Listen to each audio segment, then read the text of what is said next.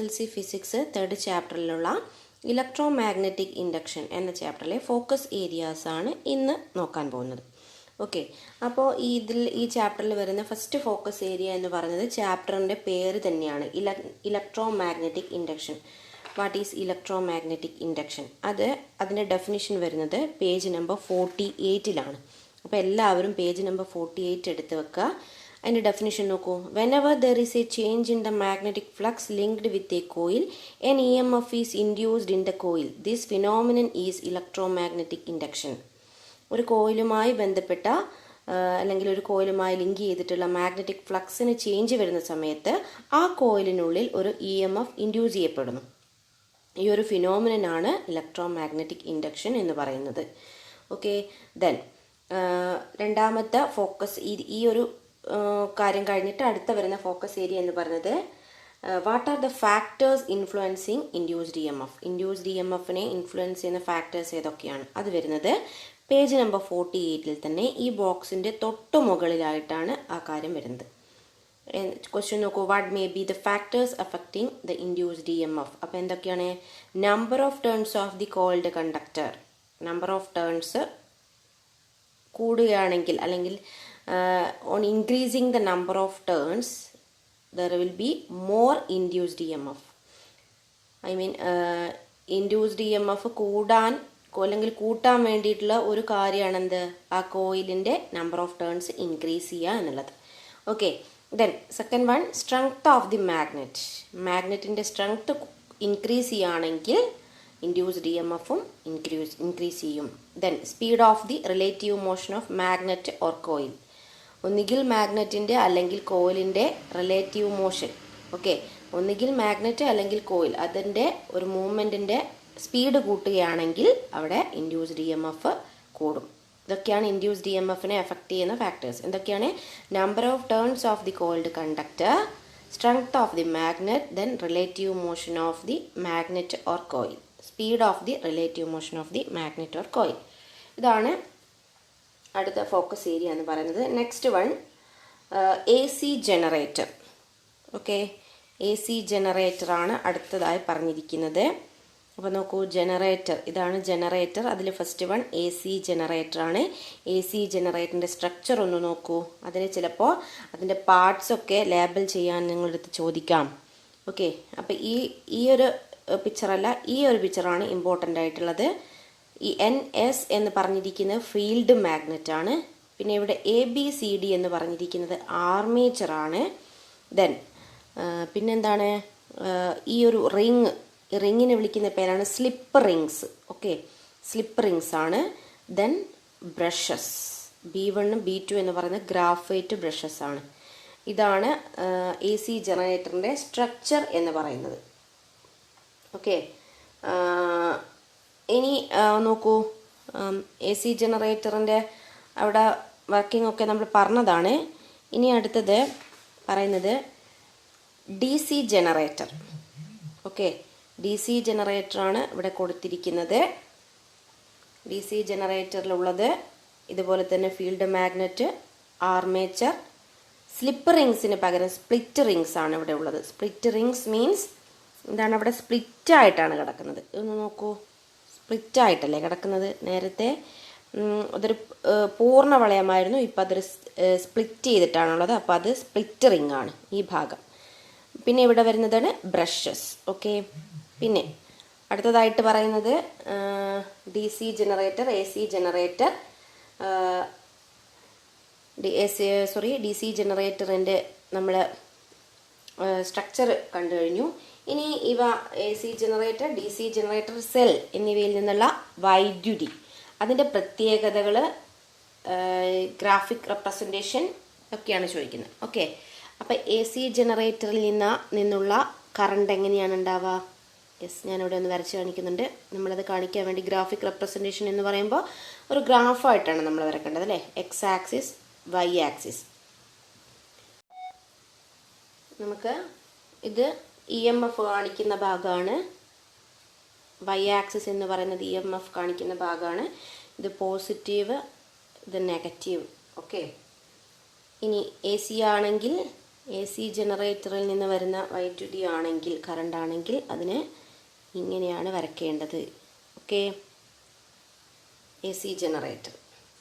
ഇനി ഒരു D C ജനറേറ്ററിൽ നിന്ന് വരുന്ന കറണ്ട് ആണെങ്കിൽ നമ്മൾ എങ്ങനെയാണ് അത് കാണിക്കുന്നത്? ഒരു ഗ്രാഫ് വരയ്ക്കുന്നു. അതിൻ്റെ Y axis, X axis. Okay, അപ്പോൾ വൈ ആക്സിസിൽ നമ്മൾ ഇ എം എഫ് കാണിക്കുന്നു. ദെൻ ഇത് പോസിറ്റീവ് ഹാഫ് സൈക്കിളാണ്, ഇത് നെഗറ്റീവ് ഹാഫ് സൈക്കിളാണ്. ഒരു ഡി സി ജനറേറ്റർ ആണെങ്കിൽ അവിടെ നിന്നുള്ള വൈദ്യുതി ഇങ്ങനെയാണ് ഉണ്ടാവുക. ഇത് ഇമ്പോർട്ടൻ്റ് ആണ്, എല്ലാവരും പഠിക്കേണ്ട ഒരു കാര്യമാണ്. സാധാരണ പരീക്ഷകൾക്ക് റിപ്പീറ്റഡായി ചോദിക്കുന്നൊരു ക്വസ്റ്റ്യനാണിത്. ഓക്കെ, അപ്പോൾ എ സി ജനറേറ്ററിൽ നിന്ന് വേരിയേഷനുള്ള, ഡയറക്ഷൻ ചേഞ്ച് ചെയ്തുകൊണ്ടിരിക്കുന്നൊരു കറണ്ടാണ് കിട്ടുന്നത്. അതേസമയം ഡി സി ജനറേറ്ററിൽ നിന്നാണെങ്കിൽ ഫ്ലക്ച്വേഷൻ ഉണ്ട് അവിടെ, പക്ഷെങ്കിൽ ഡയറക്ഷൻ ചേഞ്ച് ചെയ്യുന്നില്ല. ഓക്കെ, അടുത്തതാണ് ബാറ്ററിയിൽ നിന്ന് ലഭിക്കുന്നത്. ഡി സി ജനറേറ്ററിൽ നിന്ന് ലഭിക്കുന്നതാണ് ഈ ഒരു ഗ്രാഫ്. ഇനി അടുത്തത് ബാറ്ററിയിൽ നിന്ന് ലഭിക്കുന്നതാണെങ്കിൽ നമ്മൾ നേരത്തെ പോലെ തന്നെ ഗ്രാഫ് വരയ്ക്കുന്നു. X axis, Y axis. Y ആക്സിസിൽ നമ്മൾ ഇ എം എഫ് ആണ് ഡിനോട്ട് ചെയ്യുന്നത്, പോസിറ്റീവ്, നെഗറ്റീവ്. ഓക്കെ, അപ്പോൾ ഒരു ബാറ്ററിയിൽ നിന്ന് വരുന്ന വൈദ്യുതി ആണെങ്കിൽ അവിടെ ഫ്ലക്ച്വേഷൻ ഉണ്ടാവില്ല. ഡയറക്റ്റ് കറണ്ട് ഇങ്ങനെ കോൺസ്റ്റൻ്റ് ആയിട്ട്, അവിടെ ഇ എം എഫ് ചേഞ്ച് ചെയ്യുന്നില്ല, കോൺസ്റ്റൻ്റ് ആയിട്ട് ഇങ്ങനെ പോയിക്കൊണ്ടിരിക്കും.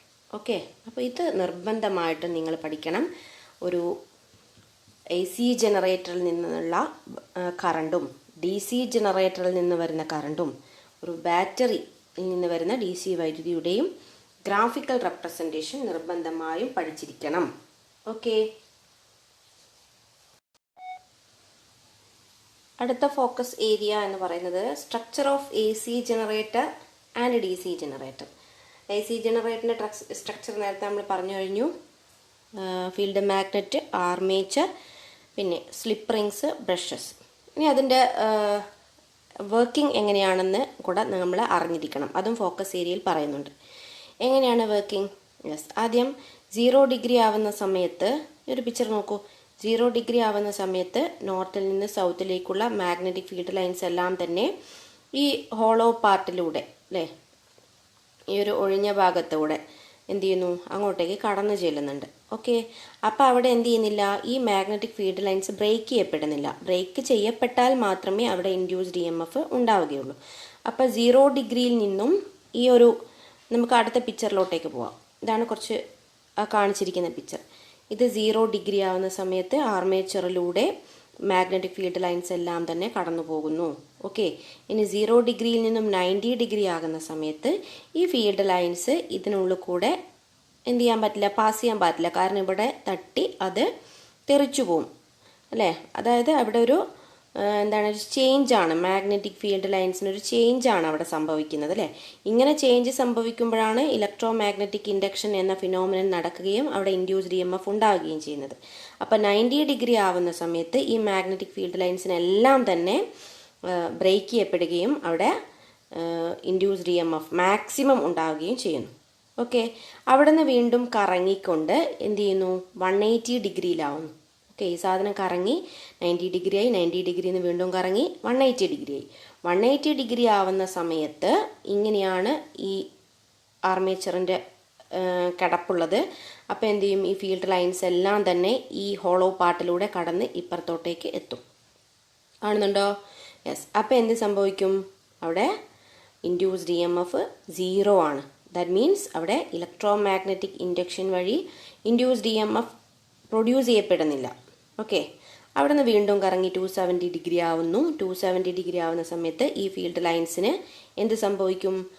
ബ്രേക്ക് ചെയ്യപ്പെടും. ബ്രേക്ക് ചെയ്യപ്പെടുമ്പോൾ അവിടെ maximum induced E M F ഉണ്ടാവുകയും മാക്സിമം കറണ്ട് ഉണ്ടാവുകയും ചെയ്യുന്നു. വീണ്ടും കറങ്ങി 360 ഡിഗ്രിയിലെത്തുന്നു. അപ്പോൾ എന്ത് ചെയ്യുന്നു? അവിടെ 0 ഡിഗ്രിയിലാവുന്ന അതേ ഒരവസ്ഥയാണ്. ഈ ഒരു അവസ്ഥയിലുള്ള പോലെ തന്നെയാണ് ഇവിടെ സംഭവിക്കുന്നത്. അതായത് ഈ മാഗ്നറ്റിക് ഫീൽഡ് ലൈൻസ് എല്ലാം തന്നെ ഈ ഹോളോ പാർട്ടിലൂടെ ആർമേച്ചറിൻ്റെ ഉള്ളിൽ കൂടെ കടന്ന് ഈ ഭാഗത്തേക്ക് എത്തുകയും അവിടെ കറണ്ട് 0 ആവുകയും ചെയ്യുന്നു. ഓക്കെ, ഇത് ബ്രേക്ക് ചെയ്യപ്പെട്ടാൽ മാത്രമേ അവിടെ കറണ്ട് ഉണ്ടാവുകയുള്ളൂ. അതുകൊണ്ടാണ് 360 ഡിഗ്രി ആവുന്ന സമയത്ത് കറണ്ട് 0 ആവുന്നത്.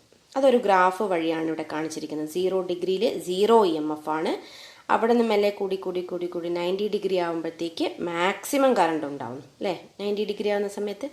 ഓക്കെ, അവിടെ നിന്ന് പിന്നെയും കറങ്ങി 180 ഡിഗ്രി ആവുന്ന സമയത്ത് കറണ്ട് 0 ആവുന്നു.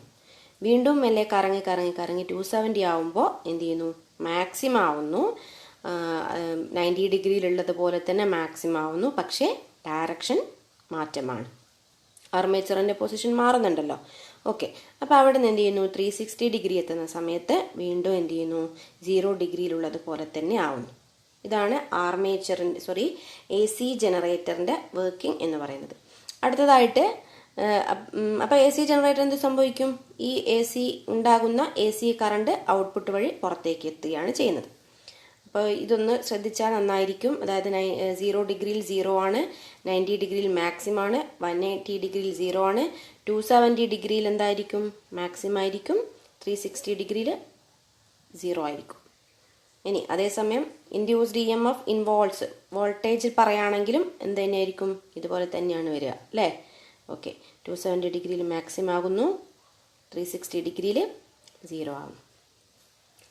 ഇനി അടുത്തത് DC ജനറേറ്റർ. അതിൻ്റെ സ്ട്രക്ചർ നമ്മൾ പറഞ്ഞു കഴിഞ്ഞു. സ്ലിപ്പ് റിങ്സിന് പകരം സ്പ്ലിറ്റ് റിംഗ് ആണ് ഉള്ളത്. ഓക്കെ, അപ്പോൾ ഇനി അതിൻ്റെ വർക്കിംഗ് എങ്ങനെയാണ്? വർക്കിംഗ് ഇതേപോലെ തന്നെയാണ്. ആർമേച്ചർ കറങ്ങുമ്പോൾ ഇതുപോലെ ഇൻഡ്യൂസ്ഡ് EMF ഉണ്ടാകുന്നു. പക്ഷേ ഇവിടെയുള്ള പ്രത്യേകത എന്താണ്, ഈ സ്പ്ലിറ്റ് റിങ്ങുകളും ബ്രഷുകളും തമ്മിലുള്ള കോണ്ടാക്ട്സ് ഓരോരോ ഹാഫ് റൊട്ടേഷൻ കഴിയുമ്പോഴും എന്ത് ചെയ്യും, മാറി വരും. അതായത് ഇവിടെ ആദ്യം B1 R1 ആയിട്ടാണുള്ളത്, അടുത്ത ഒരു ഹാഫ് റൊട്ടേഷൻ വരുമ്പോൾ B1 R2 ആയിട്ടാണ് എന്ത് ചെയ്യുക, കോണ്ടാക്ട് ചെയ്യുക. ആ സമയത്ത് B2 R1 ആയിട്ടും കോണ്ടാക്ട് വരും. അങ്ങനെ ഓരോ സക്സസീവ് ഹാഫ് റൊട്ടേഷൻ കഴിയുമ്പോഴും ബ്രഷുകളും റിങ്ങുകളും തമ്മിലുള്ള കോണ്ടാക്ട്സ് മാറി വരുന്നത് കൊണ്ട് ആർമേച്ചറിൽ പ്രൊഡ്യൂസ് ചെയ്യപ്പെടുന്ന AC കറണ്ട് ഔട്ട്പുട്ടിലേക്ക് എത്തുമ്പോഴത്തേക്കും അതെന്തായി മാറും, DC കറണ്ടായി മാറും. ഓക്കെ, അതൊന്ന് ശ്രദ്ധിക്കുക. ആർമേച്ചറിൽ AC കറണ്ട് തന്നെയാണ് ഉണ്ടാകുന്നത്, പക്ഷേ അത് ഔട്ട്പുട്ടിൽ എത്തുമ്പോഴേക്കും അത് ഈ ഒരു റിങ്ങുകളും ബ്രഷുകളും തമ്മിലുള്ള കോണ്ടാക്റ്റ് മാറി വരുന്നത് കൊണ്ട് അവിടെ എന്തായി മാറുന്നു, അത് DC കറണ്ടായി മാറുന്നു. ഓക്കെ, അപ്പോൾ അതാണ് ഒരു ഫോക്കസ് ഏരിയ. അതായത് AC ജനറേറ്റർ, DC ജനറേറ്റർ, അതിൻ്റെ സ്ട്രക്ചറും വർക്കിങ്ങും. ഓക്കെ, അടുത്തതായി പറയുന്നതാണ്, നമുക്ക് ഈ ഫോക്കസ് ഏരിയയിൽ പറഞ്ഞിരിക്കുന്ന പോലെ തന്നെ പോവാം. ആദ്യം സെൽഫ് ഇൻഡക്ഷൻ ആണ് പറയുന്നത്. ഓക്കെ, സെൽഫ് ഇൻഡക്ഷൻ നോക്കാം നമുക്ക്. Page number 58 self induction. Self ഇൻഡക്ഷൻ്റെ ഡെഫിനിഷൻ പറഞ്ഞിരിക്കുന്നത് page number 59. Page number 59 self ഇൻഡക്ഷൻ്റെ ഡെഫിനിഷനാണ് നമ്മൾ ഇപ്പോൾ കാണുന്നത്. ഓക്കെ, അതൊന്ന് ഇമ്പോർട്ടൻ്റ് മാർക്ക് ചെയ്ത് വെക്കുക.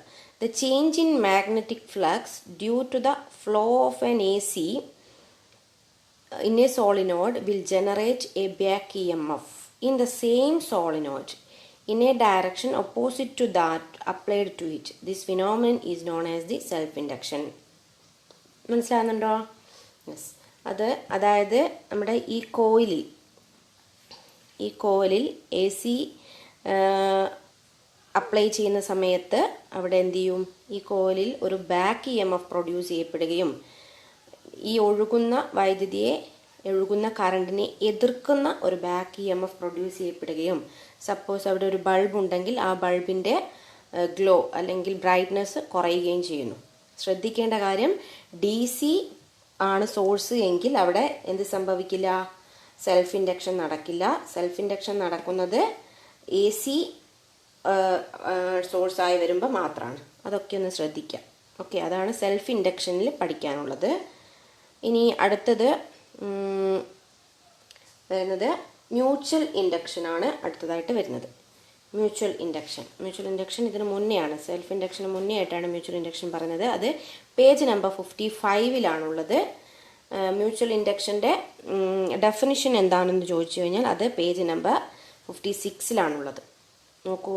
Consider 2 coils of wire kept side by side. When the strength or direction of the current in one coil changes, the magnetic flux around it changes. As a result, an EMF is induced in the secondary coil. This phenomenon is the mutual induction. ഇതാണ് mutual induction എന്താണ് എന്ന് ചോദിച്ചു കഴിഞ്ഞാൽ എഴുതേണ്ടത്. Malayalam medium ആണെങ്കിൽ page number 56 ഈ ഒരു ഭാഗത്തായിട്ട് തന്നെയാണ് പറഞ്ഞിരിക്കുന്നത്. ആ ഒരു ഡെഫിനിഷൻ പഠിച്ചു വെക്കണം. മ്യൂച്വൽ ഇൻഡക്ഷൻ ചോദിച്ചു കഴിഞ്ഞാൽ. ഓക്കെ, അപ്പോൾ മ്യൂച്വൽ ഇൻഡക്ഷൻ എന്ന് പറഞ്ഞു കഴിഞ്ഞാൽ നമുക്ക് ഡിസ്കസ് ചെയ്ത കാര്യം തന്നെയാണ്. DC സോഴ്സ് ആണെങ്കിൽ മ്യൂച്വൽ ഇൻഡക്ഷൻ നടക്കില്ല, AC ആണെങ്കിലാണ് മ്യൂച്വൽ ഇൻഡക്ഷൻ നടക്കുന്നത്. അതും ഒന്ന് പ്രത്യേകം ശ്രദ്ധിക്കുക. അടുത്തത് വരുന്നത് ട്രാൻസ്ഫോമറുകളാണ്. ട്രാൻസ്ഫോമറുകളുടെ കാര്യം പറയുന്നത് പേജ് നമ്പർ 56 ട്രാൻസ്ഫോമറുകൾ മെയിനായിട്ട് യൂസ് ചെയ്യുന്നത് ഇവിടെ ഈ ഒരു സെൻറ്റൻസ് ഇമ്പോർട്ടൻ്റ് മാർക്ക് ചെയ്ത് വെക്കുക. എന്താണ്? Transformer is a device for increasing or decreasing the voltage of an AC without any change in the electric power. Transformers are of 2 types. Okay, electric പവറിൽ change ഒന്നും വരാതെ വോൾട്ടേജ് ഇൻക്രീസ് ചെയ്യുകയും decrease ചെയ്യുകയും ചെയ്യുന്ന equipment ആണ് അല്ലെങ്കിൽ device ആണ് transformer. There are 2 types of transformers. Step up transformer, step down transformer. Step up transformer ആണെങ്കിൽ വോൾട്ടേജ് ഇൻക്രീസ് ചെയ്യുന്ന ട്രാൻസ്ഫോമറാണ്. സ്റ്റെപ്പ് ഡൗൺ ട്രാൻസ്ഫോമർ ആണെങ്കിൽ വോൾട്ടേജ് ഡിക്രീസ് ചെയ്യുന്ന ട്രാൻസ്ഫോമറാണ് എന്ന് അറിഞ്ഞു വെക്കുക. ഓക്കെ, അപ്പോൾ അതിൻ്റെ ഒരു സ്ട്രക്ചർ പഠിക്കാൻ പറയുന്നുണ്ട്. അപ്പം സ്റ്റെപ്പ് അപ്പ് ട്രാൻസ്ഫോമർ ആണെങ്കിൽ അതിൻ്റെ പ്രൈമറിയിൽ എവിടെയാണോ കറണ്ട് കൊടുക്കുന്നത് അതാണ് പ്രൈമറി അല്ലെങ്കിൽ ഇൻപുട്ട്. പ്രൈമറിയിൽ നമ്പർ ഓഫ് ടേൺസ് കുറവാണ്, സെക്കൻഡറിയിൽ നമ്പർ ഓഫ് ടേൺസ് കൂടുതലാണ്. സ്റ്റെപ്പ് ഡൗൺ ട്രാൻസ്ഫോമർ ആണെങ്കിൽ പ്രൈമറിയിൽ നമ്പർ ഓഫ് ടേൺസ് കൂടുതലാണ്, സെക്കൻഡറിയിൽ നമ്പർ ഓഫ് ടേൺസ് കുറവാണ്. അതാണ് സ്ട്രക്ചർ. ഓക്കെ, അപ്പോൾ ട്രാൻസ്ഫോമേഴ്സ്, അതിൻ്റെ സ്ട്രക്ചർ, പിന്നെ വർക്കിംഗ്. അത് കഴിഞ്ഞിട്ട് അതിൻ്റെ വർക്കിംഗ് നമ്മൾ പറഞ്ഞു കഴിഞ്ഞു അല്ലേ? ഓക്കെ, അതായത് സ്റ്റെപ്പ് അപ്പ് ട്രാൻസ്ഫോമർ ആണെങ്കിൽ വോൾട്ടേജ് റൈസ് ചെയ്യുന്നു, സ്റ്റെപ്പ് ഡൗൺ ട്രാൻസ്ഫോമർ ആണെങ്കിൽ വോൾട്ടേജ് ഡിക്രീസ് ചെയ്യുന്നു. അത് മ്യൂച്വൽ ഇൻഡക്ഷൻ ബേസ് ചെയ്തുകൊണ്ടാണ് വർക്ക് ചെയ്യുന്നത്. ഇതിൻ്റെ ബേസിക് പ്രിൻസിപ്പിൾ എന്ന് പറയുന്നത് മ്യൂച്വൽ ഇൻഡക്ഷൻ ആണ്. ഇവിടെ ഒരു കറണ്ട് കൊടുക്കുന്ന സമയത്ത് അതാണ് അതിൻ്റെ വർക്കിംഗ് എന്ന് പറയുന്നത്. ഇവിടെ ഒരു കറണ്ട് കൊടുക്കുന്ന സമയത്ത് ഇവിടെ എന്ത് ചെയ്യുന്നു? ഒരു ഇൻഡ്യൂസ്ഡ് EMF പ്രൊഡ്യൂസ് ചെയ്യപ്പെടുന്നു. അതാണ് ട്രാൻസ്ഫോമറിൻ്റെ വർക്കിംഗ്. മ്യൂച്വൽ ഇൻഡക്ഷനാണ് ട്രാൻസ്ഫോമറിൻ്റെ വർക്കിംഗ്. ഇനി പറയാനുള്ളത് മൂവിങ് കോയിൽ മൈക്രോഫോൺ. നമ്മുടെ ഈ പ്രോബ്ലം ഒന്നും ഇവിടെ പറയുന്നില്ല, ട്രാൻസ്ഫോമറുമായി ബന്ധപ്പെട്ട പ്രോബ്ലംസ് പറയുന്നില്ല. ഓക്കെ, ഫോക്കസ് ഏരിയയിൽ എടുത്തു പറയുന്നില്ല. അപ്പോൾ ട്രാൻസ്ഫോമർ എന്ന് പറയുമ്പോൾ അതിനൊരു പ്രോബ്ലം അതുമായിട്ട് റിലേറ്റ് ചെയ്യാൻ പറ്റുന്നൊരു കാര്യമാണ്. അപ്പോൾ പ്രോബ്ലംസ് ഒന്നും ജസ്റ്റ് ഒന്ന് ചെയ്ത് പഠിക്കാം. നമുക്ക് പ്രോബ്ലംസ് ഒക്കെ ചെയ്തിട്ടുള്ള വീഡിയോ ഉണ്ടായിരുന്നു, അതൊക്കെ ഒന്ന് ചെയ്ത് പഠിക്കാം. പിന്നെ അടുത്തതായിട്ട് പറയുന്നത് മൂവിങ് കോയിൽ മൈക്രോഫോൺ ആണ്. അത് വരുന്നത് എവിടെയാ, ഏത് പേജ് നമ്പറിലാണ് മൂവിങ് കോയിൽ മൈക്രോഫോൺ വരുന്നത്? Yes, page number 60 moving coil microphone. അപ്പോൾ മൂവിങ് കോയിൽ മൈക്രോഫോണിൻ്റെ പാർട്സൊക്കെ ലാബിൽ ചെയ്യാൻ പഠിക്കുക. അതായത് ഡയഫ്രം, ഇതാണ്, ഈ പാർട്ടാണ് ഡയഫ്രം. അതിനുശേഷം ഇത് ഡയഫ്രമാണ്. ഈ കോയിൽ പോലെ കാണപ്പെടുന്നതാണ് വോയിസ് കോയിൽ. പിന്നെ ഇത് പെർമനൻ്റ് മാഗ്നറ്റ് ആണ്. ഓക്കെ, അപ്പോൾ മൂവിങ് കോയിൽ മൈക്രോഫോൺ പറഞ്ഞു കഴിഞ്ഞു. മൂവിങ് കോയിൽ മൈക്രോഫോണിൻ്റെ ഒരു വർക്കിങ്ങും കൂടെ പഠിച്ചു വെക്കുന്നത് നന്നായിരിക്കും. കാരണം മൂവിങ് കോയിൽ മൈക്രോഫോൺ എന്ന് പറയുമ്പോൾ ചിലപ്പോൾ അതും ചോദിക്കാനുള്ള സാധ്യതയുണ്ട്, അതിൻ്റെ ഒരു വർക്കിംഗ് എന്താണെന്നുള്ളത്. അതാണിവിടെ കൊടുത്തിരിക്കുന്നത്, page number 61. The voice coil is situated in a magnetic field. The diaphragm connected to the voice coil vibrates in accordance with the sound waves falling on it. As a result, electrical signals corresponding to the sound waves are generated in the voice coil. In the microphone, mechanical energy is converted into electrical energy. ഇതാണ് moving coil മൈക്രോഫോണിൻ്റെ working. അടുത്തത് power transmission. Power transmission എന്ന് പറയുന്നത്, അപ്പോൾ ഈ ഒരു sentence ഒന്ന് underline ചെയ്ത് വെക്കുക. The principle of electromagnetic induction is used world wide to generate electricity on a large scale. Electricity ഉണ്ടാക്കാൻ എവിടെയും, ലോകത്തെവിടെയും ഉപയോഗപ്പെടുത്തുന്നതാണെന്ത്? പവർ സ്റ്റേഷൻ എന്ന് പറയുന്നത്. ഓക്കെ, അപ്പോൾ അവിടെ different types of power stations ഉണ്ട്. Thermal power station, nuclear energy ഉപയോഗപ്പെടുത്തിക്കൊണ്ടുള്ള nuclear power station, hydro electric power station, ഇതൊക്കെയുണ്ട്. അപ്പം ഈ ഒരു സെൻറ്റൻസ് ഒന്ന് അണ്ടർലൈൻ ചെയ്ത് വെക്കുക. Power stations are places where electricity is generated on a large scale for distribution. 3-phase AC generators are used in power stations. പിന്നെ പറയുന്നത് ഈ ഹൈ വോൾട്ടേജിൽ power transmission in high voltage, അതാണ് ഫോക്കസ് ഏരിയയിൽ പറയുന്നത്. എന്തിനു വേണ്ടിയാണ് എന്ത് ചെയ്യുന്നത്, power station step up transformer ഉപയോഗപ്പെടുത്തുന്നത് എന്നുള്ളതാണ്. അപ്പോൾ അതൊന്ന് നമുക്ക് നോക്കാം. ഈ പവർ സ്റ്റേഷനിൽ ഉപയോഗിക്കുന്ന സ്റ്റെപ്പ് അപ്പ് ട്രാൻസ്ഫോമർ ഉപയോഗിച്ചുകൊണ്ട് വോൾട്ടേജ് ഹൈ ആക്കിയിട്ടാണ് എന്ത് ചെയ്യുന്നത്, അതായത് 110 kV അല്ലെങ്കിൽ 220 kV അല്ലെങ്കിൽ അത് നിങ്ങളുടെ ടെക്സ്റ്റ് ബുക്കിൽ പറയുന്നുണ്ട്. ഇപ്പം 11 kV യിലാണ് എന്ത് ചെയ്യുന്നത്, 11 kV യിലാണ് അവിടെ വൈദ്യുതി ഉൽപ്പാദിപ്പിക്കപ്പെടുന്നത്. പക്ഷെ അതിനെ നമ്മൾ പവർ സ്റ്റേഷനിൽ വെച്ചുകൊണ്ട് ഒന്നുകിൽ 220 kV അല്ലെങ്കിൽ 110 kV അല്ലെങ്കിൽ 400 kV യിലൊക്കെ ആക്കിയിട്ട് സ്റ്റെപ്പ് അപ്പ് ട്രാൻസ്ഫോമർ ഉപയോഗിച്ചുകൊണ്ട് റൈസ് ചെയ്യുന്നുണ്ട്. ഇത് എന്തിനു വേണ്ടിയിട്ടാണെന്നാണ് ഫോക്കസ് ഏരിയയിൽ എടുത്ത് പറയുന്നുണ്ട്. അപ്പോൾ അതൊന്ന് ശ്രദ്ധിക്കണം. അതായത് നമുക്കറിയാം ഇക്വേഷൻ P = V × I ആണ്. അപ്പം പവറിൽ ചേഞ്ച് വരാതെ നമുക്ക് കറണ്ട് കുറക്കണം. എന്തുകൊണ്ടാണ് കറണ്ട് കുറക്കണം എന്ന് പറയുന്നത്? According to Joule's law H = I²RT ആണ് അല്ലേ.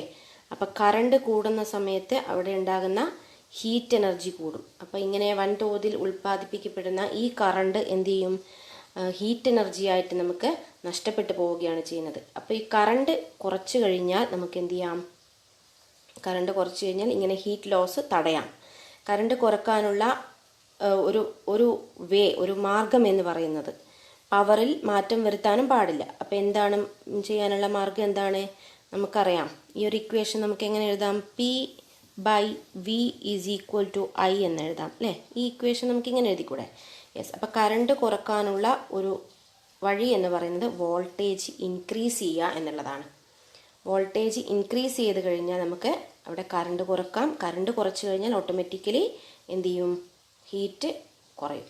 ഓക്കെ, കറണ്ട് കുറഞ്ഞു കഴിഞ്ഞാൽ അവിടെ എന്ത് ചെയ്യും, ഹീറ്റ് കുറയും. അതിനു വേണ്ടിയിട്ടാണ് പവർ സ്റ്റേഷനുകളിൽ സ്റ്റെപ്പ് അപ്പ് ട്രാൻസ്ഫോമർ ഉപയോഗപ്പെടുത്തുന്നത്. ഓക്കെ, അപ്പോൾ അത് ഇമ്പോർട്ടൻ്റ് ആയിട്ടുള്ള ഒരു കാര്യമാണ്. ദെൻ അവസാനമായിട്ട് ഈ ഒരു ഫോക്കസ് ഏരിയ 3rd ചാപ്റ്ററിലുള്ള അവസാനമായിട്ട് പറയുന്ന ഫോക്കസ് ഏരിയ ഇലക്ട്രിക് ഷോക്കാണ്. അത് ഒന്ന് നന്നായിട്ട് പഠിച്ചു വെക്കുക, കാരണം വളരെ ഈസി ആയിട്ടുള്ളൊരു ക്വസ്റ്റ്യനാണ്. ഓക്കെ, അപ്പോൾ ഇലക്ട്രിക് ഷോക്ക് നമ്മൾ ഒരുപാട് സേഫ്റ്റി മെഷേഴ്സ് ഉണ്ടെങ്കിലും ഇലക്ട്രിക് ഷോക്ക് ഉണ്ടാവാം. അപ്പോൾ ഇലക്ട്രിക് ഷോക്കിന് ഏൽക്കാതിരിക്കാനുള്ള പ്രിക്കോഷൻസ് എന്തൊക്കെയാണ്? വളരെ എളുപ്പമാണ്. ഈ ഒരു ഭാഗത്താണ് പറയുന്നത്, പേജ് നമ്പർ 69 ഈ പോർഷൻസ് ഒരു 4 പോയിൻറ്റ്സ് എങ്കിലും പഠിച്ചു വെക്കാം, നന്നായിരിക്കും. 4 പോയിൻറ്റ്സ് പഠിച്ചു വെച്ചിട്ട് ഇപ്പോൾ 2 മാർക്കിനൊക്കെയാണ് ക്വസ്റ്റ്യൻ വരുന്നതെങ്കിൽ നിങ്ങൾ 4 പോയിൻറ്റ്സ് എഴുതിയാൽ ഏറ്റവും നല്ലത്.